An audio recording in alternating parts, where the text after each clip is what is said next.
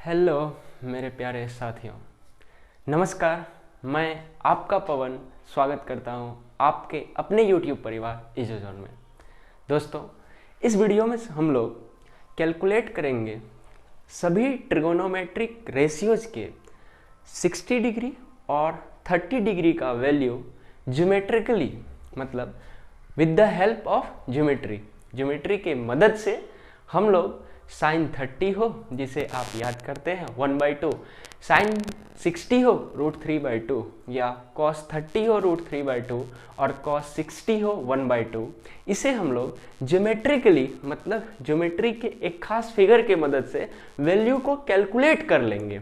जो आपके जैसे कि अगर आप CBSE से होंगे तो आपका जो प्रैक्टिकल का एग्ज़ाम चल रहा है, जो आपको कॉपी बनाने हैं, तो उनमें यह क्वेश्चन गिवन है, आपको वहाँ भी मदद होगा। या अगर आप वैल्यू को भूल जाते हैं ट्रिगोनोमेट्रिक रेशियोज के, जो थीटा का वैल्यू होगा कभी 30 डिग्री कभी 60 डिग्री, तो अगर आप भूल भी जाएं तो कोई फर्क नहीं पड़ता है, आप अपने से उसका वैल्यू को कैलकुलेट कर सकते हैं। आइए हम लोग किस तरह से उनका वैल्यू कैलकुलेट करेंगे, उन्हीं के बारे में समझ रखना है। भाइयों समझिए, हम ऊपर में लिख दिए हैं find 30 degree 60 degree value of trigonometric ratios by geometrically. समझना है, इसमें अगर आपको वैल्यू 30 डिग्री और 60 डिग्री कैलकुलेट करना हो तो इस समय आपको ध्यान रखना है कि आपको एक इक्विलेटरल ट्रायंगल लेना होगा। क्या लेना होगा? एक इक्विलेटरल ट्रायंगल लेना होगा। जैसे हमने लिया है कि ABC एक इक्विलेटरल ट्रायंगल है। ABC क्या है? एक इक्विलेटरल ट्रायंगल है। हमने माना let ABC is a equilateral triangle in which AB equals to BC equals to AC equals to A। आप जानते हैं इस जहान में अगर कोई इक्विलेटरल ट्रायंगल होगा तो उसका ऑल साइड्स क्या होगा? इक्वल होगा। क्या होगा? ऑल साइड्स इक्वल होगा। अगर ऑल साइड्स इक्वल होगा, हमने एक साइड्स को A माना है तो सभी साइड A के ही इक्वल होगा। साथ ही साथ इनमें आपको एक कंस्ट्रक्शन करना है। आप यहां तक समझ पाए होंगे, अगर ये होगा तो ये भी A होगा और ये भी क्या होगा? A होगा। इसमें एक कंस्ट्रक्शन करना है कि एक परपेंडिकुलर बाइसेक्टर ऑफ BC को ड्रॉ करना है। एक परपेंडिकुलर बाइसेक्टर ऑफ BC को क्या करना है? ड्रॉ करना है। हमने ड्रॉ किया AD which is perpendicular on BC and bisect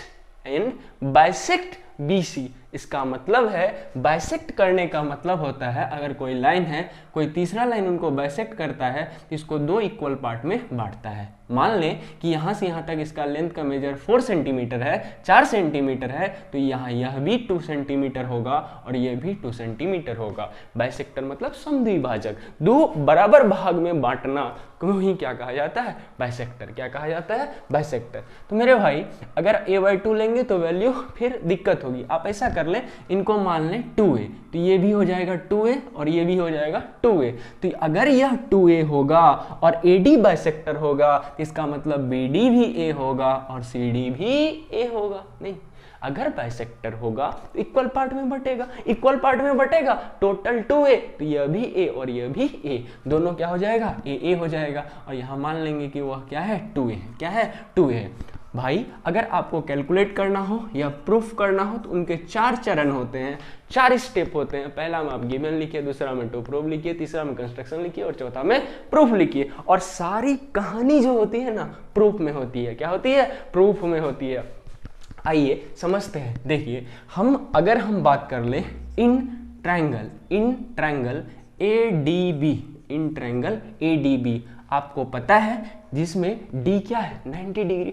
और दुनिया में किसी भी ट्रायंगल का एक एंगल का मेजर अगर 90 डिग्री हो गया तो वह क्या बन गया? Right angle triangle. क्या बन गया? Right angle triangle. तो इसका एंगल का मेजर कितना है? D है। कितना है? D है। और ये वाला वैल्यू कितना है? A। और ये वाला वैल्यू कितना है? 2A। तो हम निकालते हैं AD। क्या निकालते हैं? AD। तो इस ट्रायंगल ADB में AD क्या होगा हमारा? परपेंडिकुलर। क्या होगा? परपेंडिकुलर होगा। तो हम जानते हैं बाय पाइथागोरस थ्योरम, इस थ्योरम थ्योरम से हमें पता चलता है कि जो h का स्क्वायर होता है वह इक्वल्स होता है p का स्क्वायर प्लस b का स्क्वायर। तो हमें चाहिए क्या, p स्क्वायर। तो p स्क्वायर निकालने के लिए h square minus b square. देखिए हमेशा काम अपने चाहत के हिसाब से करना चाहिए, जीवन हो या मैथ का कैलकुलेशन, जो आपकी चाह है उसको ही रखिए। बाकी तो ढेर सारी हसीना है, उनसे हमें क्या मतलब, जो हमारी चाहत है उसी को लेना चाहिए। तो हमें किसकी चाहत है, परपेंडिकुलर का। तो परपेंडिकुलर अगर निकालना हो तो इसमें हम लगाएंगे कि AD का स्क्वायर इक्वल्स होगा क्या, हाइपोटेनियस का स्क्वायर मतलब AB का स्क्वायर, अब माइनस में क्या हो जाएगा, BD का स्क्वायर, AB का स्क्वायर माइनस BD का स्क्वायर। तो AB क्या है, 2A है, AB क्या है, 2A है, इसका मतलब 2A का स्क्वायर, और BD क्या है, A है, इसका मतलब A का स्क्वायर। 2A कीजिएगा तो वैल्यू 4A स्क्वायर होगा, अब माइनस में क्या हो जाएगा, A स्क्वायर हो जाएगा, जो वैल्यू है किसका, AD के स्क्वायर का। तो हमें चाहिए AD। तो स्क्वायर अगर LHS से RHS जाएगा तो वो रूट बनाएगा, क्या बनाएगा, रूट। तो इसका वैल्यू माइनस होकर कितना आ जाएगा, 3A स्क्वायर, और ये बन जाएगा अंडर रूट। अब रूट 3 जो है स्क्वायर रूट से 3 बाहर नहीं आता, क्योंकि किसी भी को बाहर आने के लिए पेयर बनाना पड़ेगा। किसी भी चीज को बाहर आने के लिए क्या बनाना पड़ेगा मेरे भाई, पेयर। तो 3 तो पेयर बना नहीं रहा, तो 3 को रखना है रूट में। लेकिन A स्क्वायर है, क्या है, स्क्वायर है। स्क्वायर का मतलब क्या होता है, A इंटू A। इसका मतलब यह किस में है, पेयर में। तो यह बाहर आ जाएगा और इसका वैल्यू हो जाएगा रूट 3A। क्या हो जाएगा, रूट 3A। यहां से आपने कैलकुलेट कर लिया कि AD जो है वह रूट 3A है, AD जो है वह क्या है, रूट 3A है। और जैसे ही आपने रूट 3A कैलकुलेट कर लिया और हम मान लेते हैं ये वाला वैल्यू हमारा कितना है, 60 डिग्री। कितना है, 60 डिग्री। अगर बताइए हम ऐसा मानते हैं कि ये वाला 60 डिग्री होगा और यह ADB एक ट्रायंगल है और राइट एंगल ट्रायंगल है, तो ये 90 डिग्री है, ये 60 डिग्री है, तो ये वाला वैल्यू कितना होगा, कितना होगा, 30 डिग्री। क्योंकि एक ट्रायंगल में तीनों इंटीरियर एंगल का मेजर का सम 180 होता है कि नहीं, 180 डिग्री तो ही होता है। अगर 180 डिग्री होगा तो ये 90 प्लस 60 कितना होता है, 150, और बचेगा कितना, 30 डिग्री। तो ये वाला वैल्यू कितना आ गया, 30 डिग्री। कितना आ गया, 30 डिग्री। तो ये वाला वैल्यू भी हमें पता चल गया 30 डिग्री। अब हम क्या करते हैं कि ट्रायंगल ADB में हम निकालते हैं साइन 60 डिग्री का वैल्यू। क्या निकालते हैं, in triangle ADB the value of sine 60 degree. क्या निकालेंगे, साइन 60 डिग्री। तो साइन 60 डिग्री निकालने के लिए हमें पता है कि ये क्या हो गया, साइन थीटा। क्या हो गया, थीटा, और थीटा के सामने वाला परपेंडिकुलर, थीटा के सामने वाला परपेंडिकुलर। याद कीजिए ट्रिगोनोमेट्री के कंसेप्ट, जिसमें आपको परपेंडिकुलर निकालने के लिए, परपेंडिकुलर पहचानने के लिए हमने पार्टिकुलर एक वीडियो बनाया हुआ है। अगर आप नहीं देखे तो उनको देखिए। परपेंडिकुलर की पहचान करने में कोई गड़बड़ बात ही नहीं है, क्योंकि अगर आपको परपेंडिकुलर चाहिए तो थीटा के सामने वाले साइड को देखिए। जो थीटा के सामने वाला साइड होगा वही परपेंडिकुलर होगा। क्या होगा, परपेंडिकुलर। तो अगर साइन 60 डिग्री चाहिए मतलब साइन थीटा चाहिए तो होगा परपेंडिकुलर बाय एच, मतलब AD बटे एच क्या है, AB, AD बटे AB। और AD का वैल्यू अभी अभी आपने कैलकुलेट किया है। क्या क्या है, कैलकुलेट किया है। तो वैल्यू हो जाएगा रूट 3A बटे AB का वैल्यू कितना है, 2A। A से A कैंसिल मेरे भाई, साइन 60 डिग्री का वैल्यू कितना हो जाएगा, रूट 3/2। कितना हो जाएगा, रूट 3/2। समझ पा रहे हैं बातों को? अगर आप समझ पा रहे हैं तो आइए चीज़ों को आगे बढ़ाते हैं। अगर हमें निकालना हो cos 60 डिग्री, ध्यान रखेंगे हम ट्रायंगल ADB में ही बात कर रहे हैं।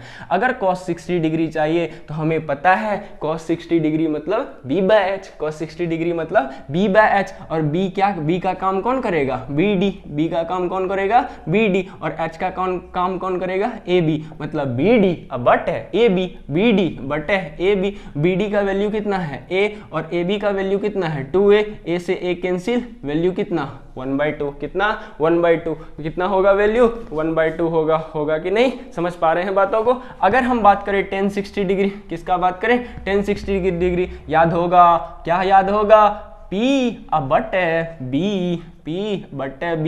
P कौन होगा, AD, B कौन होगा, BD। तो P का वैल्यू रूट 3A बटे BD का वैल्यू A से A कैंसिल, वैल्यू रूट 3। इसी तरह से अगर हम निकाले cot 60 डिग्री तो याद होगा B बटे P मतलब BD बटे AD। इसका वैल्यू हो जाएगा A/रूट 3A।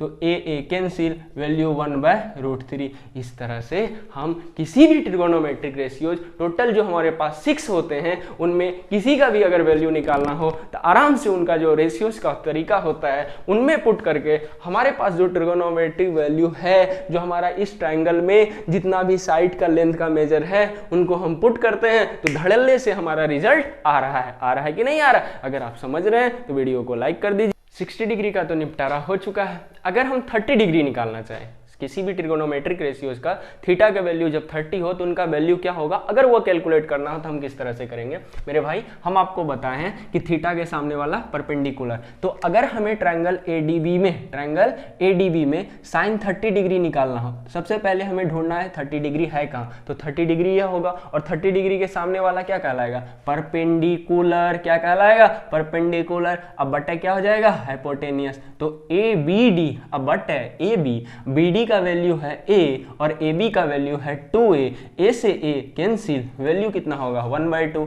अगर हमें निकालना हो cos 30 डिग्री, तो cos 30 डिग्री निकालने के लिए हमें चाहिए b/h, और ध्यान रखेंगे 30 डिग्री के लिए ये परपेंडिकुलर और ये हाइपोटेनियस, तो रिमेनिंग क्या होगा, रिमेनिंग ही बेस होगा। तो बेस क्या हो जाएगा मेरे भाई बेस हो जाएगा AD और h क्या है AB, AD अब बटे AB, और AD का वैल्यू हमने निकाला है, AD का वैल्यू हमने निकाला है √3/a और AB का वैल्यू गिवन है 2a, a से a कैंसिल, वैल्यू होगा √3/2। क्या होगा, √3/2। और इसी तरह से अगर हमें निकालना हो tan 30 डिग्री तो हम करेंगे P अब बटे B, P अब बटे B, मतलब P होगा BD और A B होगा, P होगा BD और बेस होगा AD, मतलब BD का वैल्यू A और बेस का वैल्यू √3a, a से a कैंसिल, वैल्यू 1/√3, वैल्यू क्या होगा 1/√3। अब अगर कोट निकालना हो तो tan का रेसिप्रोकल, अगर सेक निकालना हो तो cos का रेसिप्रोकल, अगर कोसेक निकालना हो तो साइन का रेसिप्रोकल। इस तरह से हम लोगों ने चाहे 30 डिग्री का वैल्यू हो चाहे 60 डिग्री का वैल्यू हो, ट्रिगोनोमेट्रिक रेशियोज के किसी भी के साथ थीटा का वैल्यू पुट करके इजिली वैल्यू को कैलकुलेट कर लिए। अगर आप कभी जीवन में इसका वैल्यू को भूल भी जाएंगे तो आज के बाद आपको यह भय नहीं रहेगा कि अगर भूल गए तो क्या होगा। अरे भूल गए तो भूल गए, वैल्यू तो आप कैलकुलेट कर लेंगे कि नहीं ज्योमेट्रिकल मेथड से। ठीक है, अगर आपको यह वीडियो अच्छा लगा तो जरूर लाइक करें और इनको थोड़ा शेयर कर दें अपने मित्रगण के साथ। Thank you very much.